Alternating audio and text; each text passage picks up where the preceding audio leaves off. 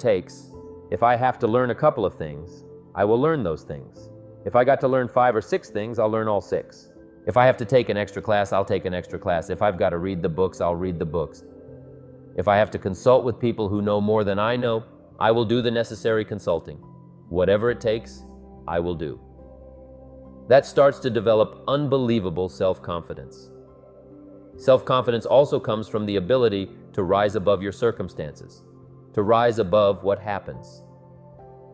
The petty little things, the discouraging things that would sink everyone else's ship except yours, that would cause someone else to quit early in the day. But you keep going. That kind of willingness to overcome all circumstances, whether it's the little challenges or the big challenges, if you're willing to do that, I promise you, this kind of power will work for you and in you, the variable. It'll make a difference. The third on the list I had was enthusiasm. And here's what I wrote about enthusiasm. Enthusiasm that's powerful is mostly enthusiasm. That is enthusiasm. Inside 90%, 10% outside. We all know what the enthusiasm is like when somebody lets us see their enthusiasm, which is like the 90% and only 10% of it is inside. But the enthusiasm that really affects people is not just being loud, but the enthusiasm that runs deep. The enthusiasm that comes from deep inside, created by self-confidence, created by purpose, created by genuine willingness to help other people. That kind of enthusiasm, knowing that you're going to get the job done, knowing you're going to affect people, knowing you're going to have testimonials flowing in from all kinds of directions. That kind of enthusiasm, a lot of it is quiet, a lot of it is unheard. And the 10% that's heard, it rings a bell. People call it genuine enthusiasm because they know that what you say in the outward display of your enthusiasm is only a small tip of the iceberg of the enthusiasm you feel inside that really motivates you to do the best job you can. Next on my list, to help you become the powerful variable, is expertise. Wanting to excel in all of the skills, and settling for nothing less than an outstanding performance. If you're willing to be the best in your field, if you're willing to demand of yourself excellence in skills, to be the best that you can possibly be in the training, do the best you possibly can. In doing a workshop, do the best you possibly can. Developing the skills of using your personality, developing the skills of language, developing the skills of influence, developing the skills of organizing. If you're willing to be an expert in all of the skills, Herbalife has the way for you to invest those skills and not only make a handsome living, not only make a lot of money, but if you would so desire, and if it would be your purpose, a chance to make your fortune. Expertise, excellence in skills. Next on my list, I want to address the crucial role of preparation. Preparation encompasses a vast array of activities, and a significant portion of our lives is dedicated to getting ready. Consider our schooling. First grade is essentially preparation for second grade, and the cycle continues. At times, the process feels long and arduous, as if the moment for us to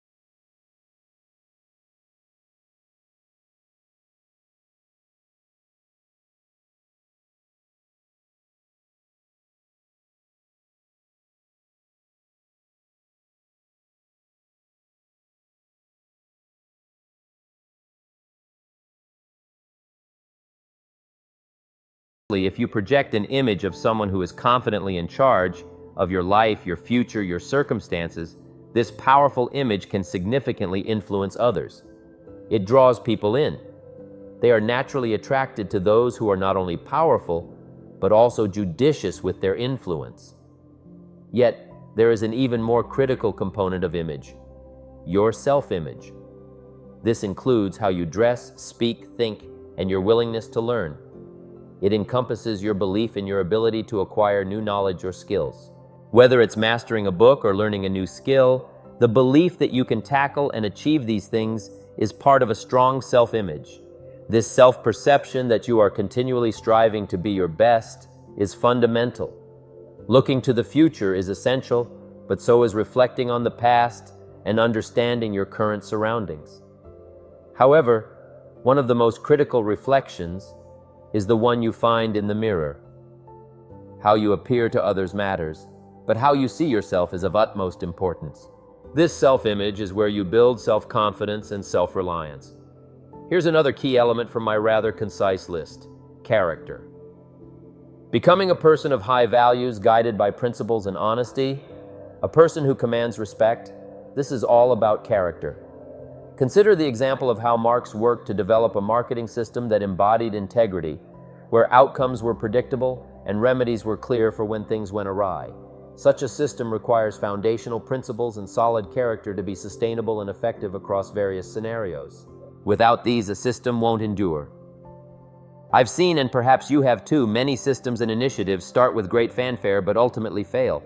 Often they collapse because they were built without integrity. They lacked character, being designed perhaps to exploit rather than to benefit, aiming to cash out swiftly and exit. Recall the time before Herbalife when Mark was exploited by those who lacked character. It was their absence of principle and their failure to do the right thing that marked those endeavors. So it's crucial to cultivate within yourself a character that others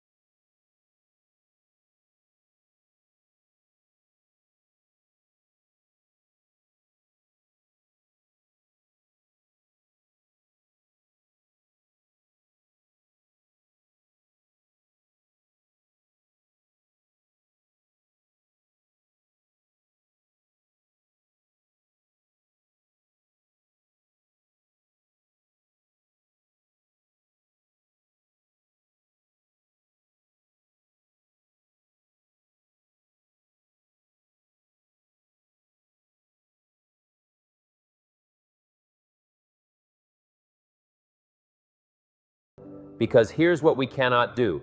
We cannot do this by ourselves. Mark's got to count on me. I've got to count on Mark. We've got to count on the president's team. The president's team has to count on the chairman's club for advice and counsel. We have to count on the millionaire team, the tabulator team, the world team. We've got to count on the distributor. We've got to count on the distributor giving the right message to the potential customer.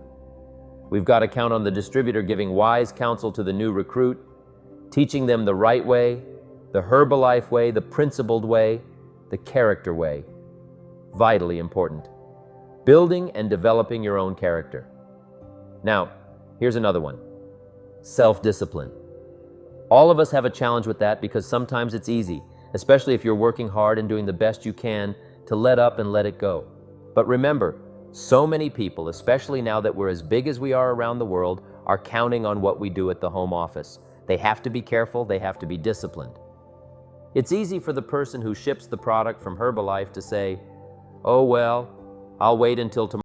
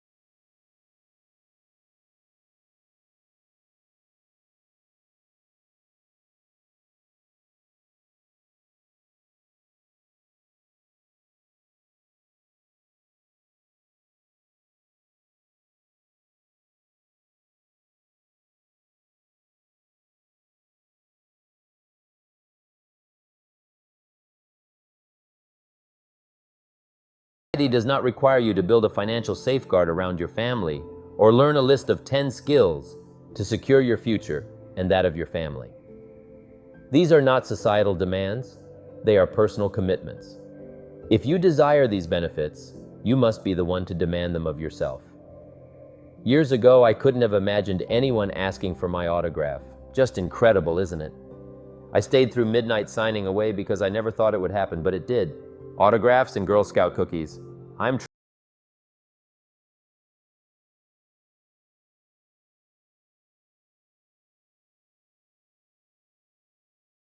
so much away from this.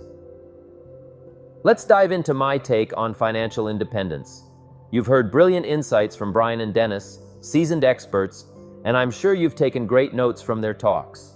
The concept I'm about to share was crafted a long time ago, yet it remains utterly relevant today. One of our major goals should be financial independence, which I believe is every American's right and privilege. Here's my definition of financial independence: the ability to live from the income of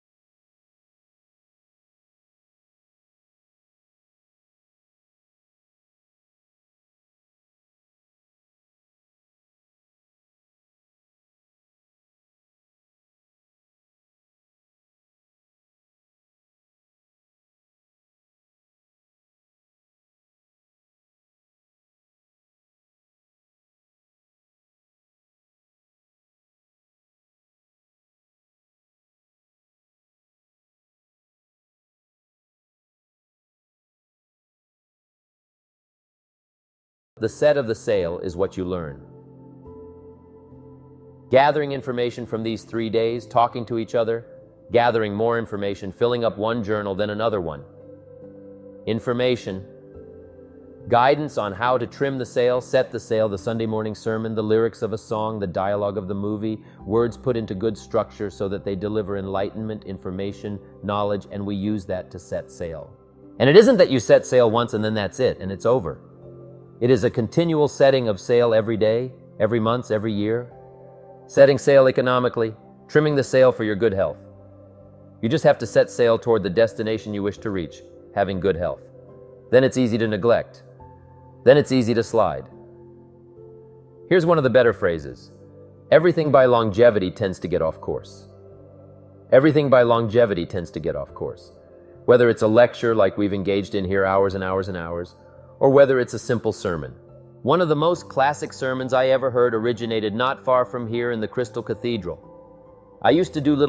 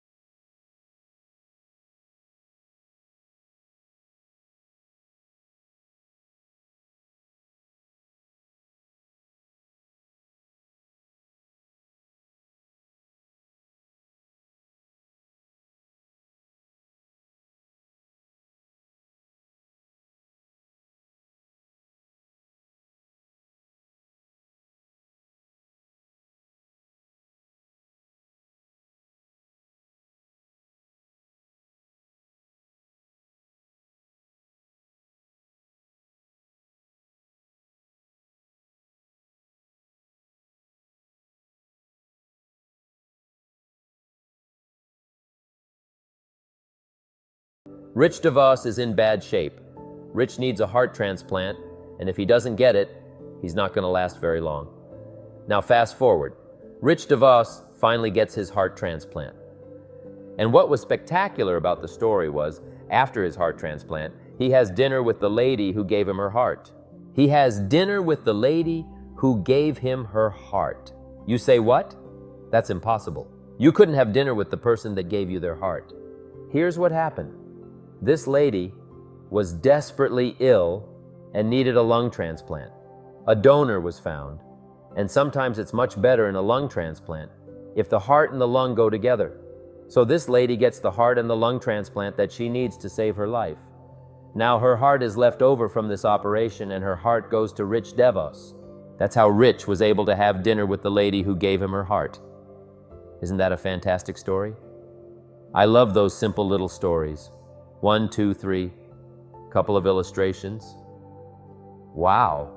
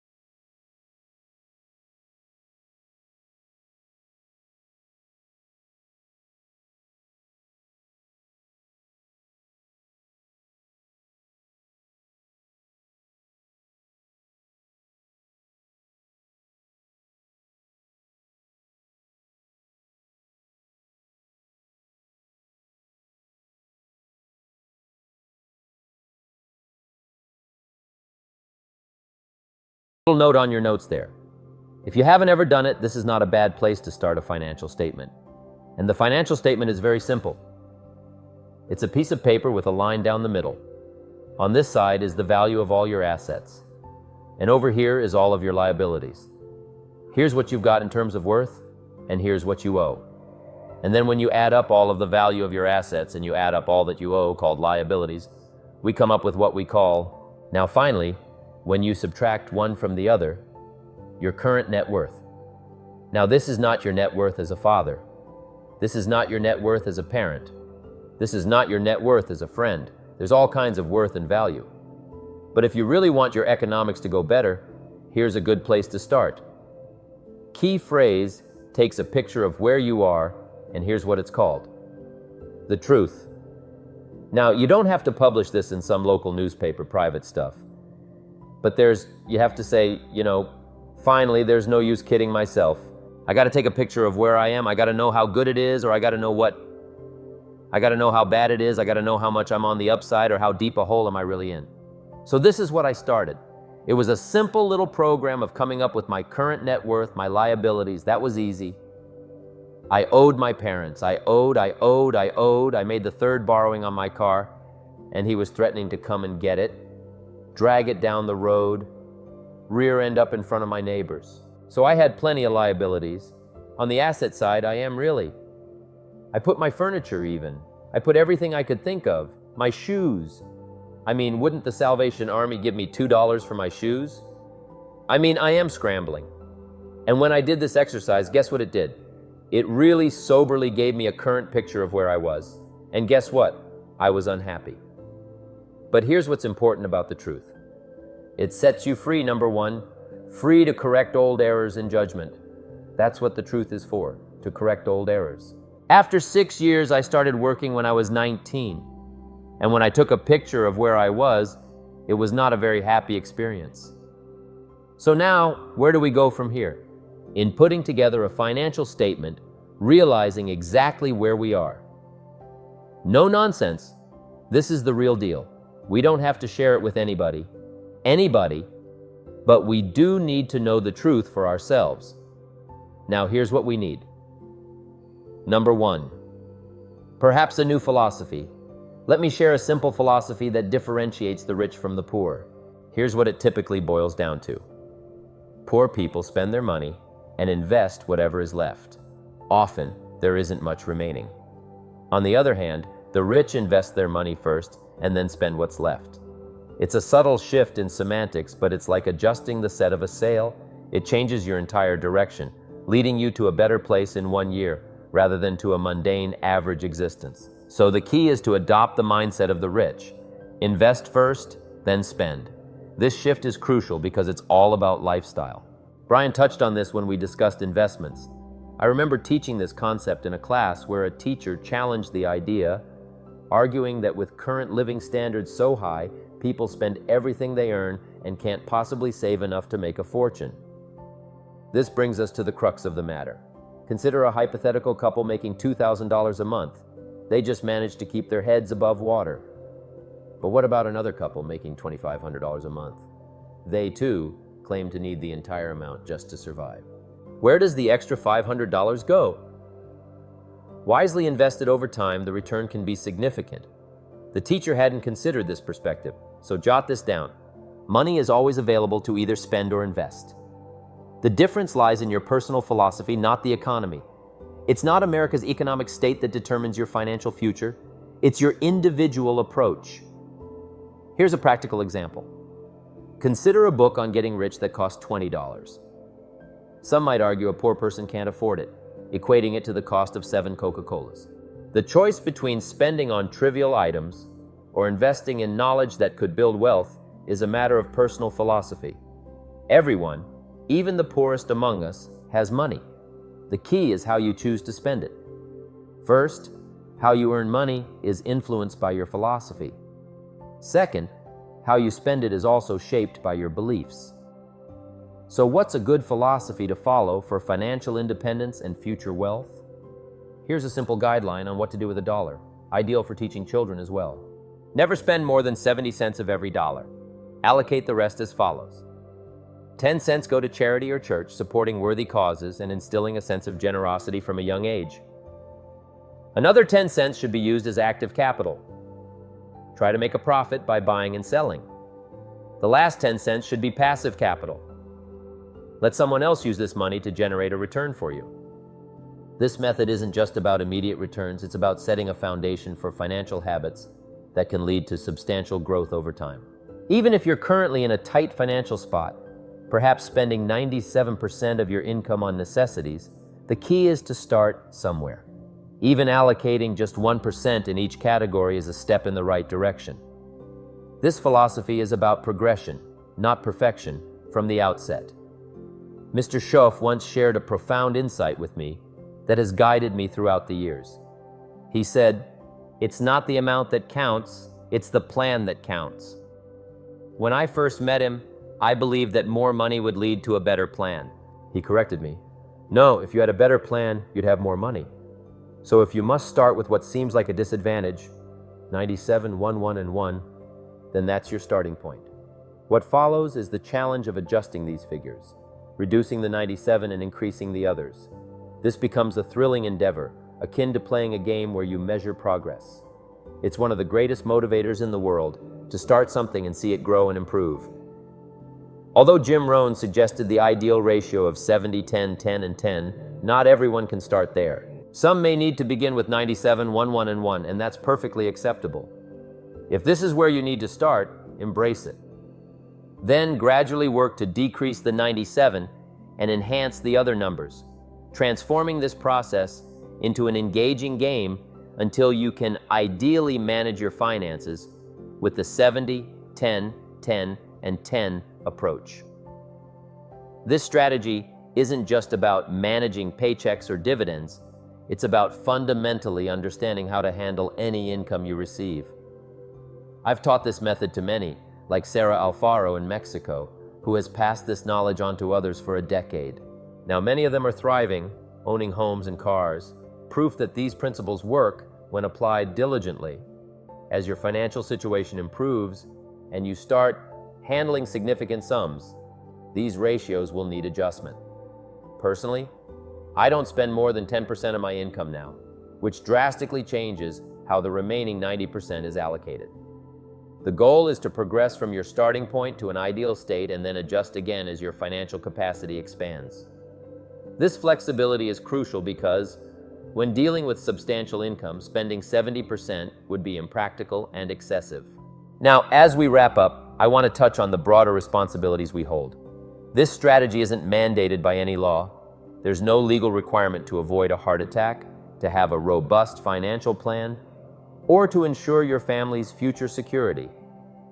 These are responsibilities you must choose to undertake yourself. It's crucial to maintain strict accounts. Not knowing where your money goes is laughable in personal finance and disastrous in leadership.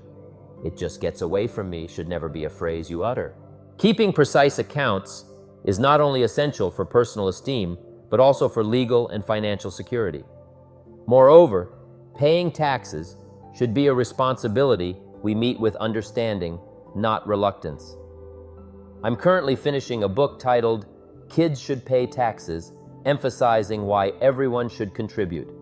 In California, even a 10-year-old is taught the value of their contributions through sales tax, a fundamental lesson in civic responsibility.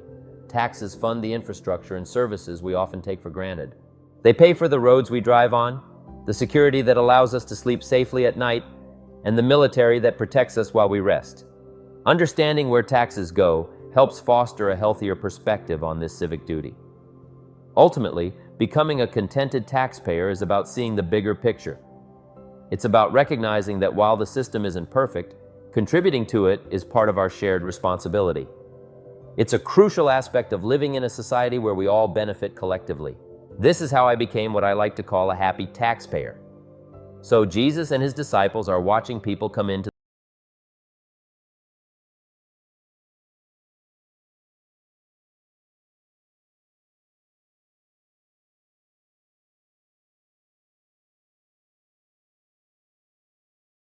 contributions and went in.